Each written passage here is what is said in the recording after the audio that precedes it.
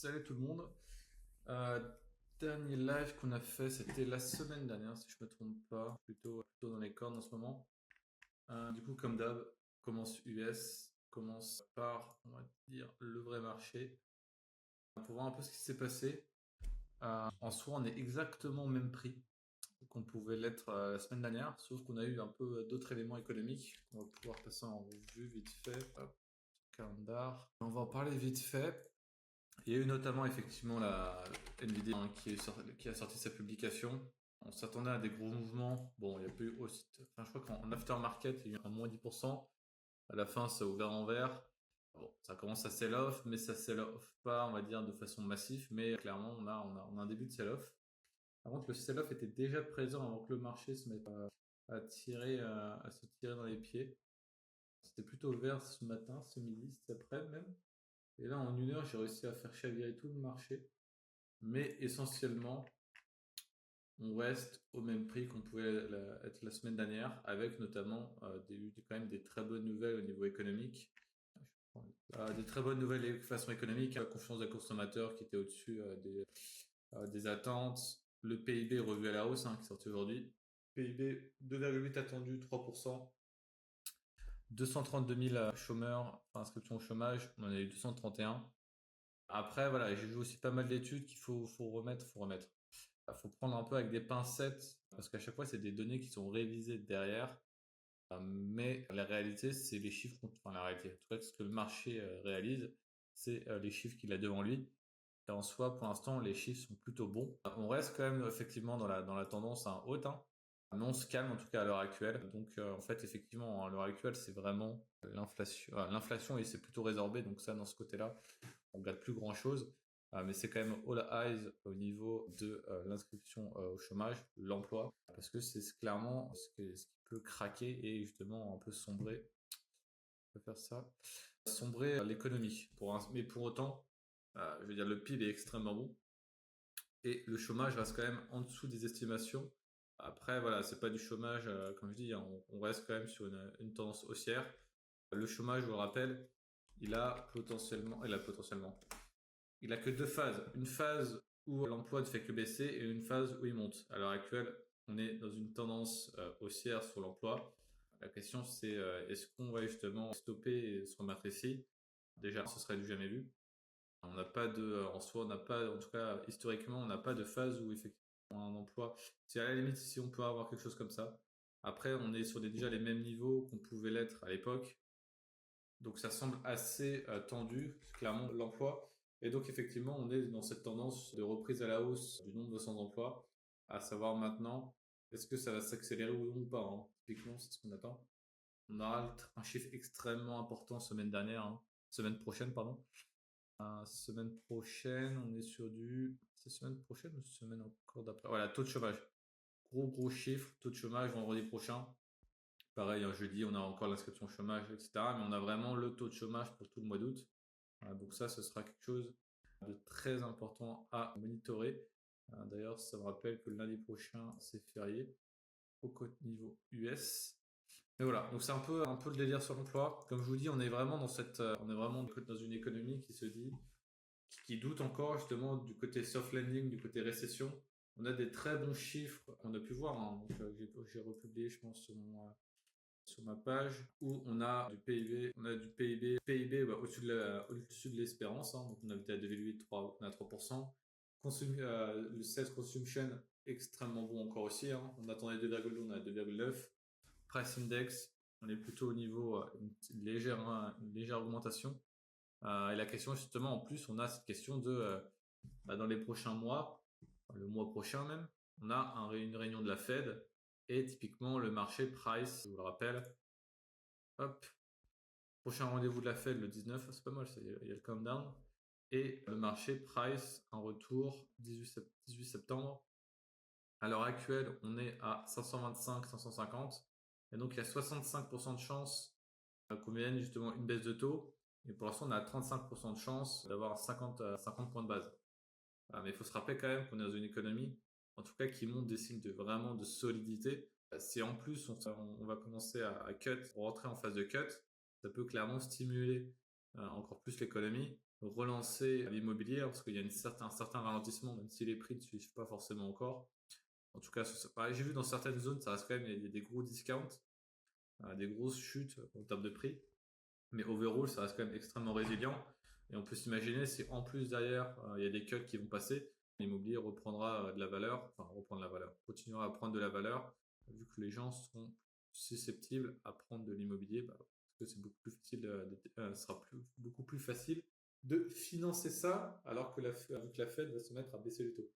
Donc voilà, donc je crois qu'au 6-7 septembre, il ne presse pas 50, il presse... on est quand même... Ouais, on s'attend justement à une chance sur deux qu'on soit à peu près soit à une baisse de taux, soit à deux baisses de taux. Pour autant, on va se contenter pour l'instant de regarder le 18 septembre prochain et voir qu'effectivement, le marché price à 100% une baisse de taux. Donc forcément, toute chose où il n'y aura pas de baisse de taux, ça va surprendre les gens. Je suis d'avis qu'effectivement, je pense aussi très clairement qu'une baisse de taux va se venir, parce qu'on voit quand même que le marché de l'emploi commence à céder, avec justement cette relance de tendance au niveau de l'emploi. Malgré effectivement que l'économie reste extrêmement forte. En soi, le PIB est ce qu'on appelle backward looking, c'est les données PIB des derniers trimestres. Ça ne veut rien dire sur les trimestres prochains. Donc la Fed n'a pas envie d'attendre trop longtemps. Après, effectivement, on peut être dans une période où la Fed attend trop peu et la Fed attend justement trop peu et commence à faire une succession de baisses de taux qui relance l'économie beaucoup trop fortement. Donc c'est ce qui a pu arriver justement à une époque. Donc c'était là avant ce que j'ai tweeté un peu avant pour l'inflation rate US, où typiquement c'était 1983, c'était ici, et Fed rate, Fed fund rate. Je sais pas si ça va faire un peu bugger. Juste virer. Le autofit ne veut pas se virer. Ah non, attends pour moi. Hop, hop. Le price scale. Et on va les merger normalement. Tac, on the right. Hop là. On va changer les couleurs parce qu'effectivement, sinon on voit pas grand chose. Donc en jaune, on a, si je dis pas de bêtises, ça doit être l'inflation normalement. Ah non, on a le Fed Fund Rate et en rouge, on a l'inflation. Donc pour exemple, typiquement, les Fed Fund laguent toujours la plupart du temps. Dans le sens où l'inflation monte violemment, on peut le voir à cette époque, et les Fed Fund Rate ont suivi aussi très fortement derrière. À l'heure actuelle, on a vu aussi qu'il y avait un gros retard à notre époque parce que on a eu l'inflation qui monte à 8,5-9 et la Fed a mis du temps. On était à 9% d'inflation, la Fed était à peine à 1% de taux remonté. Donc on a effectivement tout ce délire d'être en retard. Maintenant, c'était pour l'exemple avant la... Ah ouais, c'est ici. Donc typiquement, ah non, c'était pas ici. Attendez, je confonds. SPX. Ah oui, le problème c'est que ça fait beaucoup de charts.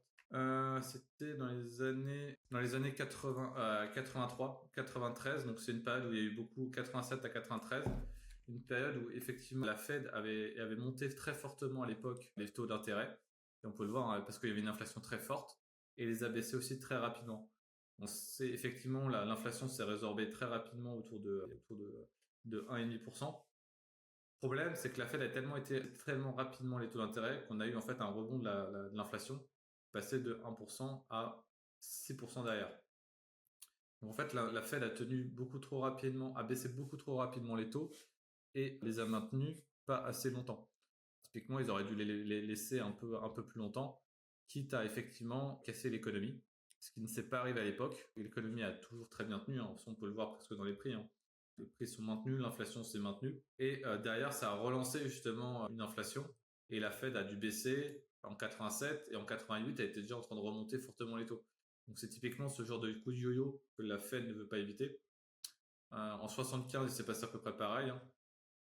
On avait la Fed, on avait les taux de la Fed, eux, ils avaient bien monté en amont. Donc ça, c'était, je veux dire, à l'époque, c'était pas les mêmes économistes à l'époque. En tout cas, ils ont bien géré le coup en 70. Par contre, ils ont fait une erreur. Ils les ont baissés tellement rapidement qu'effectivement, l'inflation s'est résorbée, mais elle s'est résorbée qu'à 5%. Et derrière, il y a eu un énorme rebond de l'inflation, avec notamment les prix du pétrole, etc., qui a fait flamber l'inflation derrière. Donc il y a eu des erreurs qui ont été commises dans le passé de politique monétaire, parce que c'est extrêmement compliqué, on va pas se mentir. Et justement, la Fed n'a pas envie de faire la même chose, dans le sens où l'inflation se résorbe. Donc effectivement, à l'heure actuelle, on est à 2,9. Mais si on commence à baisser les taux d'intérêt beaucoup trop rapidement, donc je crois qu'ils ont prévu à peu près 2% de baisse de taux jusqu'à l'année prochaine, donc retourner à 3%. Si l'inflation stagne autour de 2, on peut très bien avoir rapidement une relance de l'inflation, une relance de l'économie, hein. Donc, quand je dis par relance de l'économie, enfin une relance de l'inflation, donc une relance de l'économie. Je rappelle, l'inflation est surtout créée par une différence entre justement ce qu'on produit et ce qu'on achète. On ne produit pas assez pour ce que les gens veulent acheter, parce que l'économie va trop vite par rapport à ce qu'on peut scale.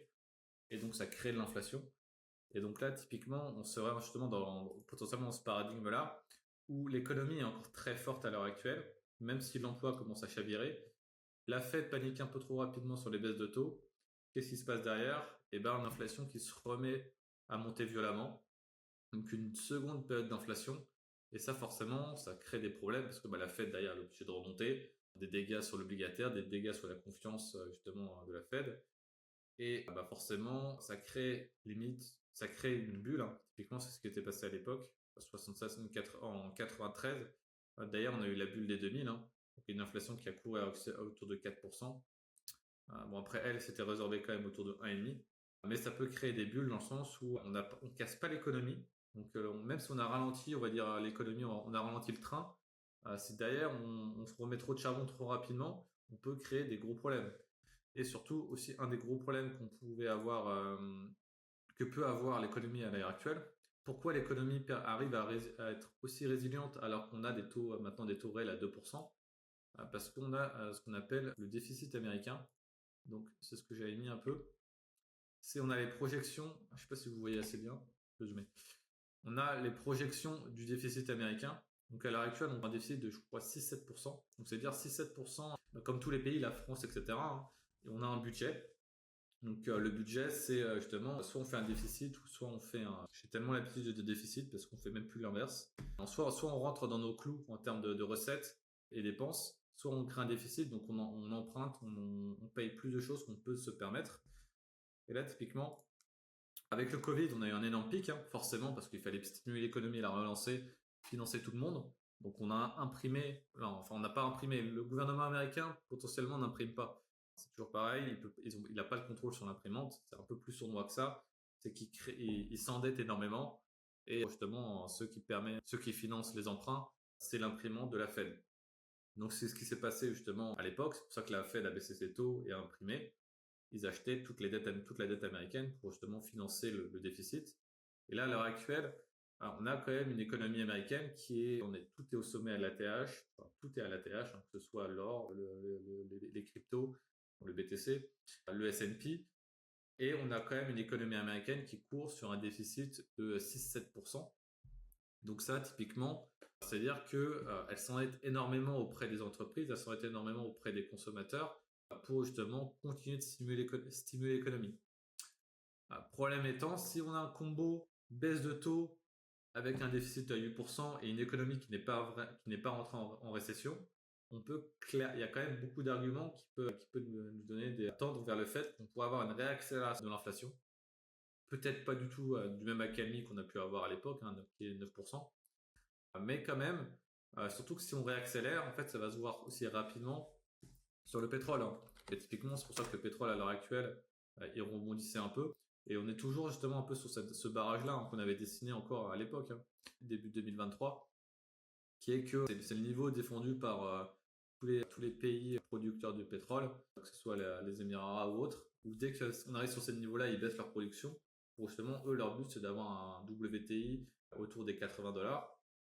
Et si on a une relance très forte de l'économie, ça, vous pouvez parier que on va demander encore plus de pétrole. La quantité de pétrole ne bouge pas, donc le prix va monter. Donc le prix monte, ça se répartit sur toute l'économie, ça se répartit du coup sur l'inflation et baisse de taux. Enfin voilà, vous connaissez un peu le speech. Donc c'est un peu ça que je crains. Enfin, c'est pas vraiment craint parce qu'en soi, ce qui va se produire, c'est juste que les indices vont continuer de pousser aux ATH. Le BTC va continuer à en prendre de la valeur et l'or va continuer à mourir, hein. Typiquement, c'est ce que je dis justement sur mon post Twitter, c'est que c'est pour ça aussi que l'or performe aussi bien. C'est parce qu'en fait, ils voient clairement le déficit américain augmenter, le déficit européen aussi, hein.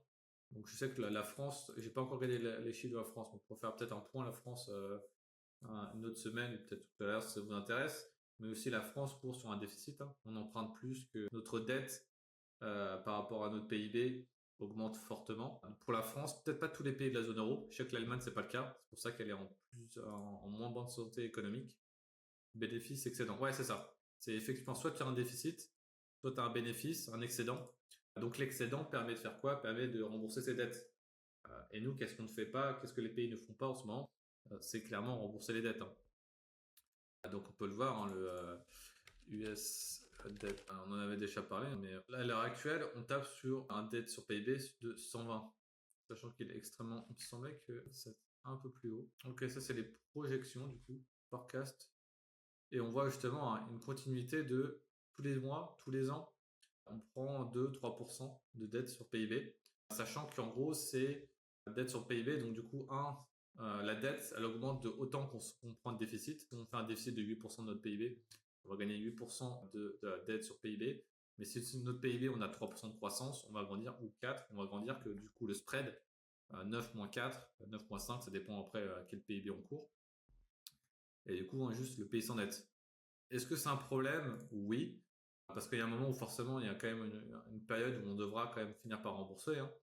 En tout cas, c'est ce que je présume. Peut-être on va encore trouver des techniques justement pour faire disparaître ce genre de dette. Bon, pour l'instant, c'est absolument jamais arrivé, hein, dans le sens où l'Europe, enfin en tout cas, si la Grèce est arrivée, mais du côté du reste de l'Europe ou des États-Unis, aucun pays n'a fait défaut sur sa dette, hein. On s'est pas dit, ok, on arrête de rembourser cette dette, on la fout à la poubelle. La Russie, etc., ils l'ont déjà fait. Pour nous, ce serait vraiment une catastrophe parce que du coup, ce sera un premier, il n'y aura pas eu de précédent.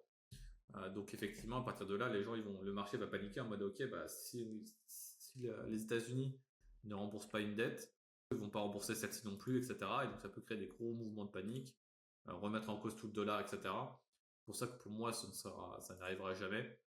En tout cas, pas sous cette forme de on rembourse pas. Tout ça pour dire que ça explique aussi le mouvement, donc le gold, etc.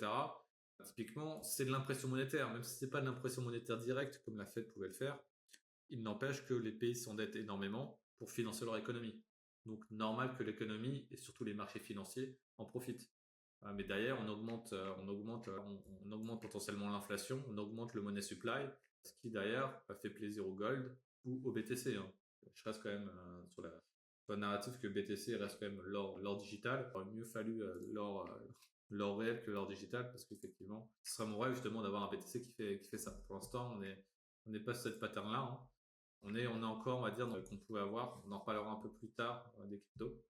Mais voilà un peu le côté américain que je vois. Donc en termes de prix, qu'est-ce que je vois?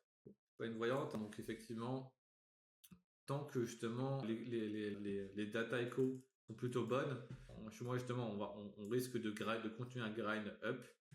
Il n'y a pas de raison au vu justement du sell au niveau des achats, des retail, etc.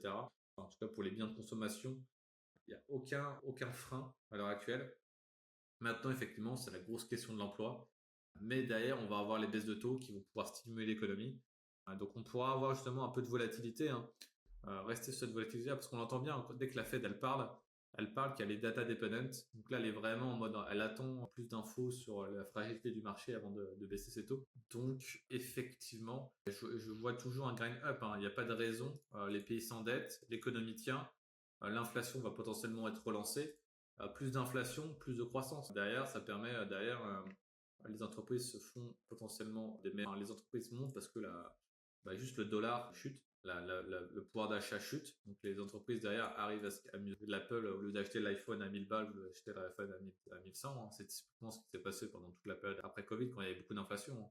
Enfin, les entreprises arrivaient à faire de meilleures marges parce que derrière, avec l'inflation, ils avaient une raison de justement monter les prix, hein. Mais effectivement, il y a quand même des warnings. Le warning, c'est l'emploi.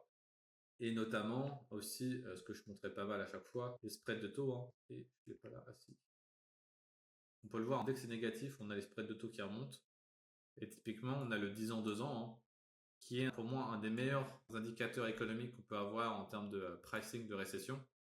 Et on peut le voir que dès que, je le remets vite fait, hein, même si vous le connaissez maintenant, on peut voir que notamment, on peut être dans plusieurs catégories. Soit une vraie récession avec l'emploi qui monte violemment. Je pourrais peut-être mettre l'emploi, je sais pas si ça fait un peu trop sur la charte. Non, ça va. Donc une période avec les traits, il faut se concentrer sur les traits horizontaux. Donc dès qu'on passe la barre vers la barre, il faut se concentrer sur la barre verticale. Et sur la barre horizontale, c'est la zone de 0. Donc c'est quand les taux 10 ans passent au-dessus des taux 2 ans. Donc les taux longs passent au-dessus des taux courts. Pourquoi les taux courts passent en dessous? Parce que typiquement la Fed baisse les taux en panique. Et pourquoi? Parce qu'effectivement le marché de l'emploi en violet skyrock. Donc effectivement le spread skyrock. Et typiquement les marchés, ça c'est le scénario récession. Classique, hausse du nombre de son emploi, les spreads, la baisse, la Fed panique à la baisse, les spreads montent et les marchés financiers chutent. Et derrière, on a effectivement la question après derrière à combien ça va chuter, etc. C'est des choses qu'on pourra en parler plus tard. Mais c'est en soi les 2 derniers cycles économiques, donc les 2 derniers gros cycles économiques de 2000 et 2007. C'est typiquement ce qui s'est passé. On peut le voir aussi vite fait en 2019, ça a commencé à craindre en 2019. On n'est pas passé durablement en dessous de la courbe horizontale, on n'est pas passé directement en dessous de la courbe de l'inversion totale, l'inversion totale étant en dessous de 0. Mais on a aussi le scénario, donc dans les années 90, comme je dis, 90-95, où on a eu des périodes où on était autour justement de l'inversion. On a eu une désinversion. On a eu un emploi qui a augmenté quand même, mais qui n'a pas créé de récession. Pourquoi aussi? Parce qu'il y avait énormément d'inflation. Donc l'inflation a fait que les marchés financiers restaient quand même extrêmement hauts. Parce que l'inflation est bon pour les prix des actifs, à partir du moment où ça part pas non plus en sauce. Parce que derrière, la Fed est obligée de paniquer, monter les taux, et ça peut justement faire casser les taux. Mais dans ce scénario-là, l'économie a tenu. L'économie a tenu, elle s'est maintenue après, derrière, elle a eu une grosse baisse de l'emploi. Et toutes ces périodes-là a créé justement la bulle de 2000 après derrière. Et donc c'est vraiment le scénario qui est idyllique, je veux dire, sur les prix des marchés, parce que c'est le scénario que je sais que j'ai parlé avant. C'est on désinvertit, on se désinverse, l'emploi monte quand même, mais il n'y a rien qui casse sur les marchés à proprement parler. Surtout avec le déficit et la baisse de taux, et bah derrière on a un prix de S&P qui monte. Donc c'était ce qu'on appelait le soft landing à l'époque, dans le 90, mais ce qui a engendré derrière une gigantesque bulle économique, la bulle d'internet. C'est la question, il faut pas être en mode, je vois beaucoup de posts, les gens, inversion. Donc c'est quelque chose que je fais énormément. C'est pour ça que ça reste quand même, en cette période-là, mon portefeuille est risk off, dans le sens où tout mon portefeuille n'est pas alloué. J'ai des stops sur toutes mes positions, sur certaines positions, etc. Parce que je sais qu'à tout moment, quelque chose peut se rompre et directement les marchés financiers, on se tape un moins 20, moins 30 facilement. Peut-être pas autant après, peut-être pas moins 40, moins 50, mais ça peut être assez violent sur les marchés, sachant qu'on ne price absolument pas une récession à l'heure actuelle. Mais voilà, il y a plusieurs scénarios, c'est pas que le scénario inversion, récession. On a eu des scénarios où c'est pas le cas. Vous pouvez le voir sur les prix. Enfin, je sais pas, c'est compliqué. Mais typiquement, si on va dans les années 90, hop, je vais dire ça. Donc toute cette période-là, 90, c'était tout là. Donc il y a eu une mini récession avec la hausse des taux, etc. Donc la désinversion a eu un léger impact sur les marchés, mais c'est une inversion, elle a fait moins 20%. Ça n'a pas été une vraie grosse récession. Et derrière, on a continué le mood. On a continué un grind up, et derrière, ça a engendré, comme je vous dis, il y a eu le plein emploi et la grosse bulle de spéculation avec justement l'arrivée d'Internet. Donc voilà, donc il y a eu un cycle économique total qui s'est fait avec une désinversion qui n'a pas eu de dégâts massifs sur les marchés, une inversion qui a eu des dégâts de moins 20%, sachant qu'à l'époque, il n'y avait pas le quantitative easing, il n'y avait pas le déficit, etc. Et nous, à notre époque, on a ça, on a le quantitative easing, on a un déficit qui se court, on peut avoir une désinversion qui fait quand même un impact sur les marchés. Donc un bon truc qui fait mal à moins 10, moins 15, mais pas une vraie récession, on a un vrai shoot up au niveau de l'emploi. Et surtout derrière, ça peut fuel encore plus la spéculation.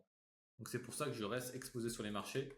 En fait, pour moi, tu peux pas te permettre de ne plus être exposé sur le marché, en tout cas à moyen court terme, parce que il y a quand même une résilience qui se montre réellement. Et derrière, les marchés le savent aussi. Au moindre problème, on viendra à la rescousse. La Fed arrivera à la rescousse, surtout si c'est Trump président. Trump ne laissera absolument pas le marché s'écrouler. Mais par contre, effectivement, ça créera des problèmes plus long terme parce qu'on continuera à augmenter le déficit du US à long terme. Mais on a quand même 3% de PIB, ce qui est quand même pas dégueu. Faut pas se mentir. Mais bon, 3% de PIB avec, je crois, un déficit de 6,7, voilà, c'est pas dingue quoi. C'est comme si vous empruntez à 5%, et vous avez un rendement à 3%, à 3% derrière sur votre bien.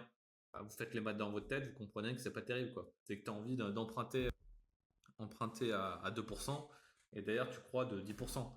Comme ça, tu n'as aucun problème à payer ta dette. C'est de l'investissement réel, il y a un vrai retour sur investissement.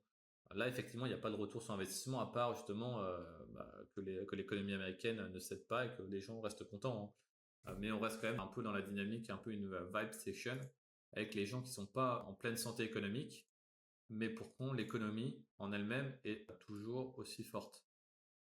Donc voilà un peu du côté US. On peut peut-être pas parler non plus, on a déjà fait 30 sur les US, c'est déjà pas mal. Je sais pas si vous avez des questions un peu justement au niveau de ces cycles, n'hésitez pas. En tout cas, voilà, faut pas paniquer, faudra pas peut-être pas paniquer autant de un shoot-up. Ça peut être très rapide, mais ça ne voudra pas absolument dire ok, quelque chose à casser, on va à zéro. Non, non, non, non, c'est juste la Fed sera encore plus agressive dans la baisse de taux et va potentiellement relancer quantitative. Donc c'est pas, faut pas non plus sauter en dehors du bateau, quoi.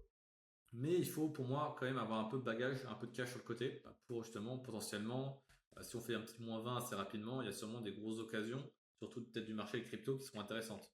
Parce que si on va justement dans mes projections, avec les projections, etc., qui est de un déficit qui augmente énormément de dettes, etc., ça ne fait que réduire le pouvoir d'achat des ménages, le pouvoir d'achat du dollar, et donc forcément augmenter la valeur du Bitcoin et de l'or.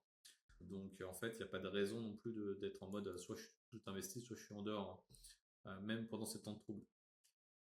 Je ne sais pas si ça a été très clair, j'étais très clair sur tous les points.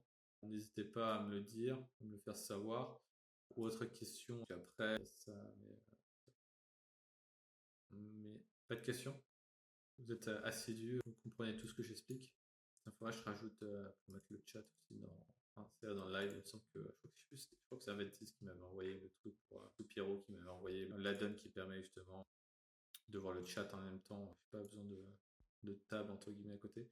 Tu ne penses pas qu'il y a un gros problème sur les marchés? Il va y avoir un rééquilibrage. Pourquoi il y aura un rééquilibrage des portefeuilles?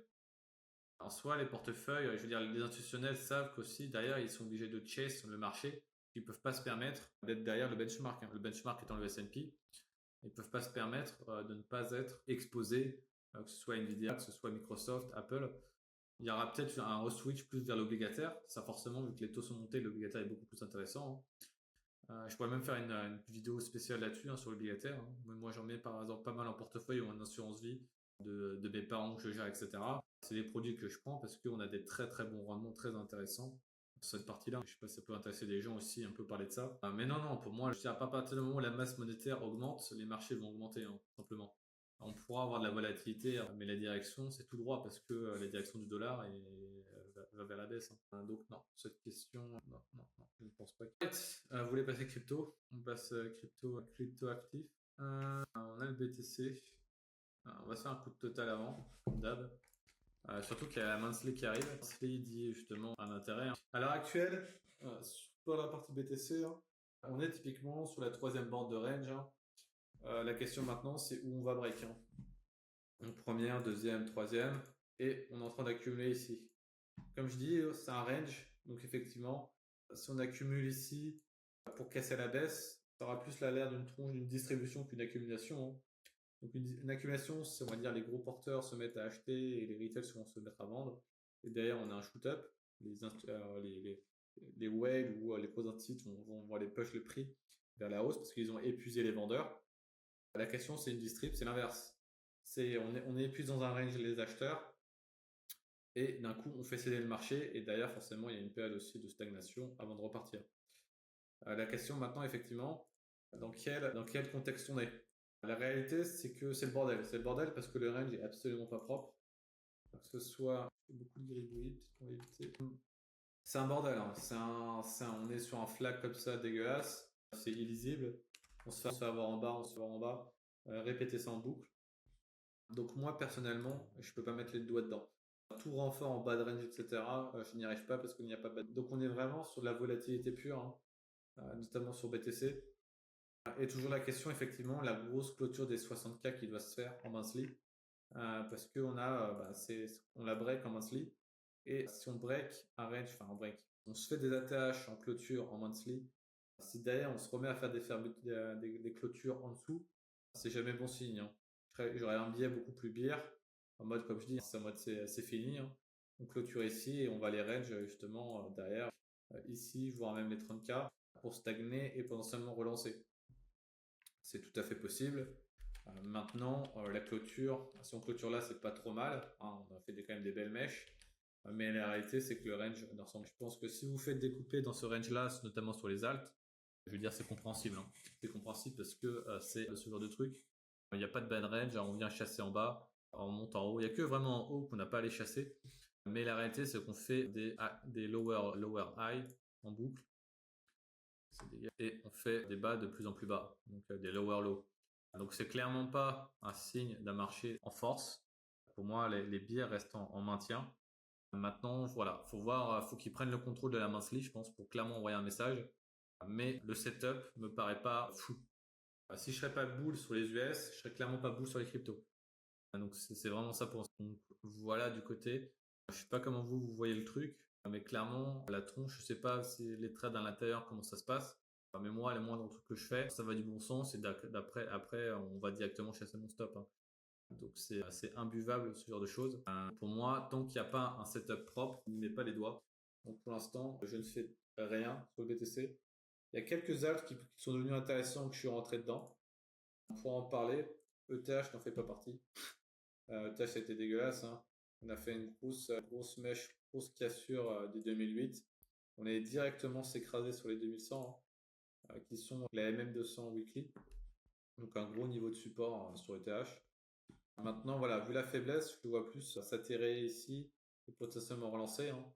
À savoir si potentiellement on est dans un triangle, c'est possible. Bon, j'aime pas trop faire des triangles sur 3 ans comme ça, mais le setup haussier me paraît pas dingue. En tout cas, j'ai du mal à le voir. Là où d'autres alts sont déjà plus propres, je sais qu'Avax, ça va pas forcément plaire. Avax, ça a été, je l'avais pris pas mal autour des 20, parce que lui, on a vraiment fait rebond, pullback, on a construit, on a relancé. Maintenant, comme tous les alts à l'heure actuelle, hein, le BTC a vomi, tous les alts ont vomi, et on est toujours, on va dire, pressé sur cette trendline, cette line-là. Après, ce qui m'avait plu aussi sur Avax, c'est qu'on était allé toucher le POC, hein, le POC de volume à 17, hein, donc on l'a touché pile poil, et on a rebondi. Maintenant, voilà, maintenant il y a des résistances à casser. Le BTC n'a clairement pas envie de casser. La dominance n'a clairement pas envie de faiblir, hein. Donc ça va être extrêmement compliqué pour ce genre d'alt, hein, de performer, hein. Donc, je m'attends à me faire stopper aussi derrière là-dessus. Parce que c'est juste toute la liquidité dans le BTC en fait. Le peu de liquidité qu'on a sur les cryptos, elle est sur le BTC, hein. Encore heureux. On va pas se mentir, parce que si on a full liquidité sur les alts, ça veut juste traduire que le BTC va finir par sauter d'une falaise à un moment, hein. Donc un BTC qui reste strong, c'est un bull run qui est strong. Effectivement, c'est pas le bull run avec les alts qui explosent pour l'instant. Tant que la dominance monte, ce sera pas le cas. Mais ça reste un bull run healthy, on va dire. Donc voilà un peu. Regarde la tête de Dusk, ne demande pas ce que c'est, parce que je ne sais pas. Je vois pas à quelle tête tu parles. ETH, BTC encore, ça c'est toujours la grande question, hein. BTC, j'en ai rajouté encore un peu. Mais clairement, je suis pas aussi chaud que j'ai pu l'être à l'époque, hein. Tout ça parce qu'on est allé chasser en dessous de l'annonce de l'ETF, hein. Donc quand on joue un scénario, il y a une news qui sort, t'as pas envie que le marché revienne chercher le niveau de prix, hein. Ça veut dire un peu la news, on s'en fout. Ce qui fait que justement, on y est clairement le fait, hein. On est clairement dans une zone intéressante. Maintenant, est-ce que c'est vraiment le moment pour moi de vraiment switcher encore et encore des otages pour le BTC? Je pense pas. Je pense qu'on reste dans une zone où il faut rester défensif. Si vraiment tu n'en as pas assez, enfin pour moi, je sais pas en répartition combien tu as BTC. Mais à l'heure actuelle, je pense pas qu'il faut se précipiter. Faut en avoir de l'OTH pour moi. Clairement, ça devient intéressant. Maintenant, on peut encore clairement grind down 10-15% à la baisse, même 20%, hein, si d'ailleurs on va chercher le POC. Donc c'est pas un alt où je sauterai directement dessus, quoi. Alors, la tête de deux, je crois que c'était quelqu'un de. Ouais, je te regarderai après si tu me donnes, si tu commences à me balancer tes chiffres. Mais plus tard, enfin on fait à la fin du live. Donc voilà. Donc biais pas trop boule. Mais étant boule US, je peux pas être biais crypto, hein. Je veux dire, ça va te pair à la fin. Les actifs sont extrêmement corrélés. Le gold a clairement fait le breakout.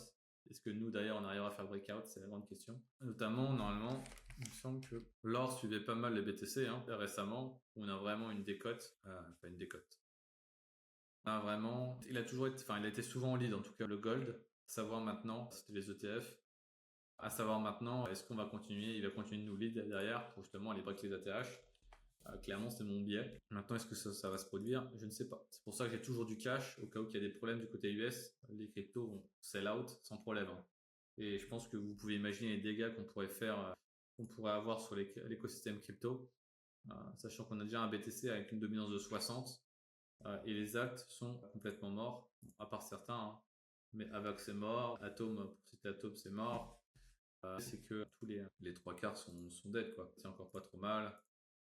Après, j'ai ces zones de l'époque que je regardais, mais c'est pas dingue. C'est très faible. Donc, d'autres là. Donc, on peut voir que la spéculation est vraiment morte. Enfin, on est vraiment en train d'écraser tous les spéculateurs. Donc, on peut imaginer que si d'ailleurs on fait encore moins 20, moins 30 sur le BTC, ça va faire encore plus de dégâts. Mais qui dit des dégâts énormes, des opportunités énormes. Donc, c'est pour ça, pour moi, tant que je trouve pas ce que j'appelle le fat pitch, en mode vraiment le truc où je suis convaincu, ok, là c'est vraiment abusé, ça devient vraiment intéressant d'acheter du BTC, vraiment intéressant d'acheter certains alts, j'irai dessus. Ça a été le cas plus au niveau quand c'était autour des 20K. Là pour l'instant, je vois absolument pas le fat pitch, donc il n'y a pas de raison de se précipiter. Une partie en cash. Je sais plus ce que je voulais parler. Ça sera faible. La vague 4 a fait enfoncer le sommet de la 1 dans la logique attache peut pas aller plus bas.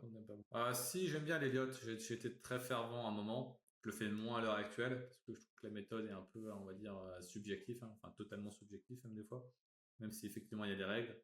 Après, je sais pas ce que tu me parles de vague 4. Je sais pas ce que tu me parles de vague 4 en daily, parce que là en soi, si vraiment vous avez les vagues, moi je partais à l'époque de effectivement, on était sur une 2 et on allait faire 3-4, 3-4-5, tu vois.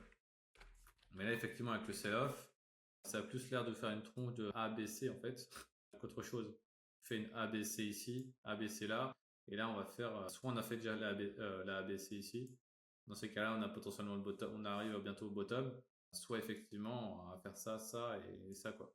Donc c'est un peu le problème d'Elliott, on peut avoir plusieurs vues. Comment on est en 4 maintenant? Le problème c'est quoi 4? Tu veux dire ici en UT Daily ou en weekly sur la big picture? Après, effectivement, on peut être 1, 2, 3, 4. Là, tu parles. Et là, on va faire la 5. C'est comme ça que tu le vois plutôt? Ah oui, ok.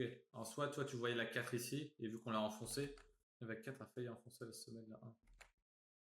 Le sommet de la 1 étant ici. Oui, effectivement. Ah, tu veux dire 1, 2, 3, 4, 5, c'est ça? Je vois le truc. Certains diront qu'on va faire une vague 5 étendue. La réalité, c'est que j'en sais rien. Et pourquoi pas, enfin, dans tous les cas, on est clairement sur un support ici. Donc on peut encore venir le chatouiller, etc. Mais effectivement, on a intérêt de relancer pas trop. On a intérêt à relancer assez rapidement. Et comme je te dis, si derrière les US on flanche un peu, les cryptos ça va sell off et le TH va se retrouver rapidement à 1006 de nouveau. Et dans ces cas-là, pour moi, c'est pas la panique. Enfin, les gens vont paniquer parce qu'effectivement, ils sont full alloqués, etc. Et pour moi, ça créera juste, on peut même floquer, même vraiment être violent et aller taper les milles, etc. Enfin, voilà, sur des actifs peu liquides comme ça, on peut vraiment avoir des prix extrêmement intéressants, comme on a pu avoir des prix extrêmement intéressants pendant le Covid. C'est là où vraiment tu as des prix, tu peux pas te permettre de pas avoir de cash. Donc c'est pour ça que je reste avec une allocation cash un peu à côté pour attendre justement ces fat pitch dans le sens où des risques reward vraiment extrêmement intéressants. Mais pour l'instant, je ne le vois pas. On est clairement en discount, mais on peut clairement aller beaucoup plus bas. On a clairement fait très mal le marché, c'est pour ça que je reste quand même alloqué. On peut clairement relancer. Pour autant, ce que je vois à l'heure actuelle me fait penser que du côté US, on peut encore se prendre une tarte. Donc ça peut être très intéressant, une petite tarte, ce qui peut faire une grosse tarte sur les cryptos. Donc ce serait con justement de ne pas avoir de cash au moment où il faut acheter. Je fais un peu le tour des cryptos. Je vais regarder vite fait ton Dusk. Il n'y a plus grand chose à dire. Mais oui, voilà, c'est des trucs moisis.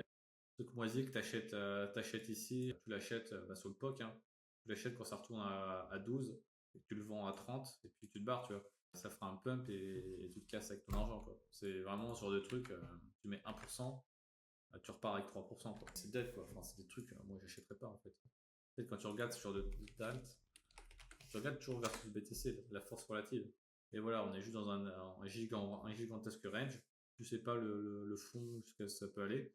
Mais effectivement, on peut avoir un bon risk reward pour aller retrouver des niveaux un peu moyens, enfin une moyenne, voilà, autour des 0,60, donc faire un x2 versus BTC. Mais pour l'instant, en tout cas, moi, je ne toucherai pas sur d'autres trucs. D'autres questions, etc. Je sais pas, du côté éco, du côté crypto, du coup, pour vous dire, hein, j'ai majoritairement de BTC, j'ai de l'ETH et j'ai de l'ENS. Et j'ai un peu d'AVAX maintenant. L'AVAX, il va sûrement sauter si on va chasser, si on va chasser autour des 20. Mais c'est un peu les plans que j'ai, quoi. J'ai pris un TP, un petit TP là-haut. Parce que le TP que je l'ai pris là-haut, c'était, je crois que j'ai fait un pause dessus. On était clairement bloqué sur une grosse trend line qui était sur le total. On est venu à chercher, gros POC de volume ici. Donc on est allé chercher ce niveau de volume et on a rejeté. Et derrière, quand on rejette violemment, souvent ça fait une grosse sell-off comme ça. La question c'est est-ce qu'on va avoir un bon gros sell-off? C'est tout à fait possible. Mais on peut le voir sur le Tota 3, on retrouve des prix qui sont. On arrive bientôt à des prix de 2023, donc au bottom. Alors que le BTC est à 60-70K. Ce qui montre que vraiment, les gens sont pris extrêmement cher. Tu dirais quoi à un mec qui est persuadé que BTC va. Je pense qu'il est complètement délu. Après, après, ça dépend le cycle économique. Non, mais je vois, oui, j'ai bien compris, 1 million de market cap, ça veut dire que ça fait 23 trillions. Donc ça fait 10 fois la valorisation Nvidia, je crois que c'est 3 trillions. Donc on sera plus de l'ordre de 8, quoi. C'est complètement délu. Est-ce que le BTC arrivera à 1 million? Je pense, mais ce ne sera pas avant dans 30 ans, tu vois. 30, 40 ans. Comme le marché S&P finira sûrement à des niveaux extrêmement élevés aussi. Mais pas parce que la croissance est folle, les résultats sont bons. C'est juste parce que la monnaie est dévaluée. Et voilà, quoi. C'est juste une question de dévaluation de la monnaie. C'est pour ça que c'est important. Et c'est aussi quelque chose que je mettrai dans la newsletter que j'ai commencé à sortir. La question de pourquoi investir. Et typiquement, c'est parce qu'il y a une réalité de nécessité d'investir. Parce que au fil du temps, tout le monde perd du pouvoir d'achat. Et donc, pour garder le pouvoir d'achat et même en gagner, typiquement, si vous réussissez à maintenir votre pouvoir d'achat, vous êtes plus riche que tout le monde. Parce que tout le monde s'appauvrit. Eux, ils perdent du pouvoir d'achat.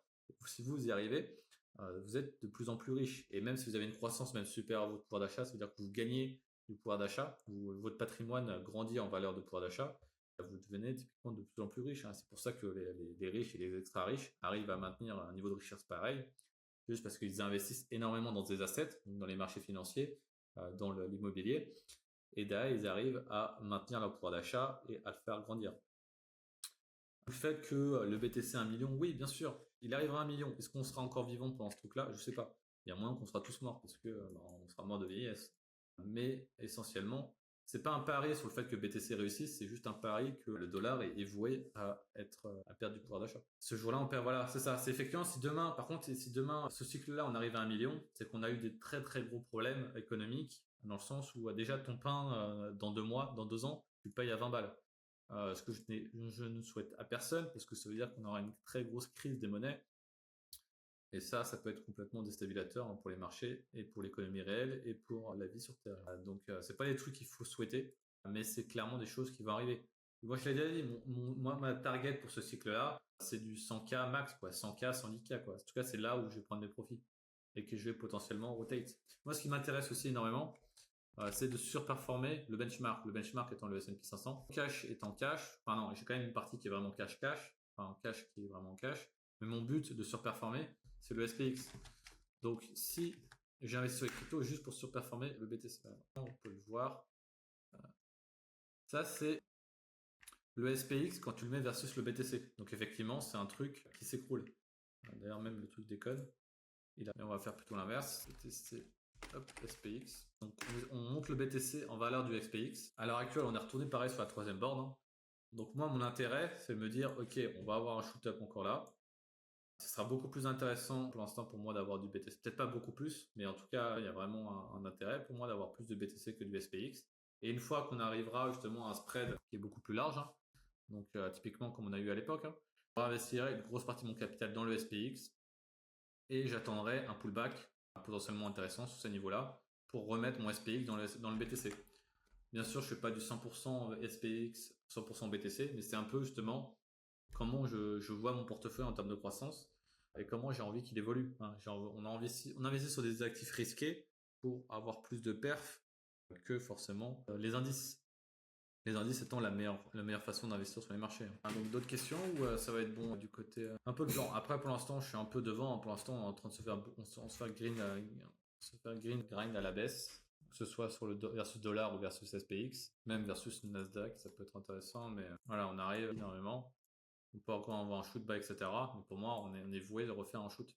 Et là, dans ces cas-là, hop, grosse vente du BTC. Je sais pas si je vendrai tout, mais ce sera sûrement pour remettre dans le. Tiens, du coup, autre question niveau indice, tu investis uniquement.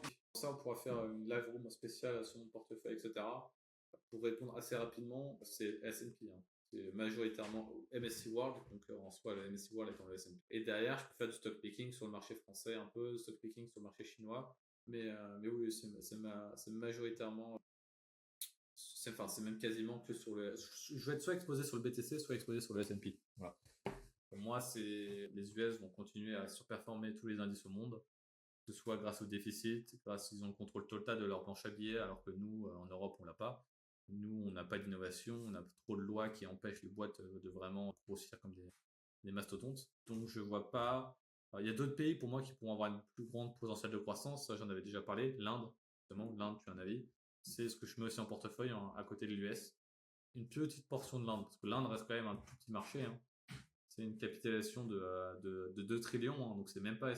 Nvidia est plus gros que le marché indien, mais c'est là où je vois le meilleur marché émergent en termes de contrôle de sa monnaie, inflation et croissance. Une économie qui a beaucoup d'inflation, qui n'a pas de croissance, c'est désastreux. C'est Venezuela, etc. Ça détruit les monnaies. Mais si tu as de l'inflation avec beaucoup de croissance, c'est extrêmement bien. C'est extrêmement bon, le constat que j'ai pour l'Inde. Mais voilà, on est sur de l'allocation. Si je mets 40% S&P, je mets 5% d'Inde. Vous voyez un peu le truc. Indonésie, Indonésie, je pense qu'il y a pas mal de trucs à faire, notamment surtout qu'il y a pas mal de boîtes tech, notamment Apple, etc., qui va se foutre là-bas. Donc ça peut faire pas mal de croissance. C'est vrai que l'Indonésie, je vais pas regarder. Il faudra que je vois un peu. On pourra faire une live room spéciale justement sur les marchés émergents. Ça pourrait être si ça vous intéresse. Mais ouais, l'Inde, pour moi, US, Inde, c'est pour moi le BABA. L'Europe, non. Après, voilà, par contre, ça augmente la volatilité du portefeuille, mais moi, je m'en fous de ma volatilité et de mon risque, parce que je sais que j'ai du rendement derrière et j'ai le temps. Un drawdown de 40%, c'est pas grave, j'ai pas investi pour sortir demain, quoi. En tout cas, sur le PEA ou le CTO, les CTO, etc. Le problème de faire des grosses allocations comme ça, c'est effectivement, tu vas à la retraite demain. Si tu te fais full S&P, full Chine, enfin, full S&P, full Inde, et tu comptes retirer de ton assurance vie tous les ans, bah, tu as une année où tu peux avoir un moins 40% sur ton compte, donc tu l'as un peu dans l'os, quoi, d'ailleurs, quand tu veux ressortir. C'est pour ça qu'il y a des obligataires. Donc ça, j'en parlerai aussi dans ma newsletter, de tous les portefeuilles en assurance vie qui peuvent se faire. Mais effectivement, ça dépend énormément de votre temps, de votre temps d'investissement. Après, tu peux acheter le FXY aussi, qui est un ETF qui regroupe pas mal les techs chinoises. Ça peut être un truc pas dégueu. Pour vraiment, si t'as pas envie de faire stock picking. Sinon, moi, en stock picking sur l'Inde, j'ai que JD. Je l'avais expliqué, je refais un post sur Twitter, etc. Je vais pas rentrer fou dans les détails. J'en ai parlé la semaine dernière. Si tu as un peu plus de trucs, ça n'a pas bougé par rapport à la semaine dernière. Donc, les points sont toujours valides. Mais c'est juste de l'attente. Ouais, exactement. Le stock picking en Chine, c'est pareil, c'est un pourcentage ridicule de portefeuille. C'est pas ridicule, mais un petit pourcentage du portefeuille pour se faire plaisir, mais c'est pas le truc où tu vas vraiment. Je préfère faire du stock picking sur l'Europe pour le coup que sur l'Inde. Sur l'Inde que sur la Chine. Et encore moins sur l'Inde, parce que j'ai jamais essayé de faire du stock picking de l'Inde. Il faudrait que je vois un peu des trucs intéressants. Mais je pense que ça doit être assez folklorique, quoi. Tu peux regarder vite fait. C'était le dernier, je regarde vite fait. Sans je te dis, la première chose qu'il faut faire quand tu regardes dans ton investi là, les performances forcément, mais surtout les frais. Donc 0,40% de frais, c'est bien ça. Il me semble que c'est ça. Ils font chier un peu. Ils font un peu chier sur. C'est 0,40. Hop, ouais, c'est ça. Ratio des charges totales 0,40. Ça va, c'est pas trop. Mais voilà, c'est la Chine, quoi. C'est pour moi. La Chine, tu prends ça va sûrement rebondir, tu prends ton plus 50% et tu te barres, quoi. Honnêtement, c'est comme ça que je le vois. Comme dit Hachoum, c'est vraiment ultra contrôlé. J'ai pas mal perdu confiance en fait, tu perds pas forcément d'argent vu que ton argent bouge pas trop, mais tu as un coût d'opportunité qui est difficile parce que tu dois alloquer de l'argent qui ne bouge pas pendant des mois et des années pour avoir un rendement qui est plutôt médiocre par rapport à d'autres choses, quoi. Mais voilà. Sur ce, je vais vous quitter. J'ai pas mangé, donc je vais aller manger. Pour ceux qui sont YouTube, n'hésitez pas à me dire, commentaire, like ou autre sujet que vous voulez que j'aborde. Et on se refait ça du coup semaine prochaine. Newsletter qui sortira aussi lundi. Pareil, je renverrai les liens, etc. pour ceux qui veulent. Mais voilà, bonne soirée à tous et du coup à la semaine prochaine.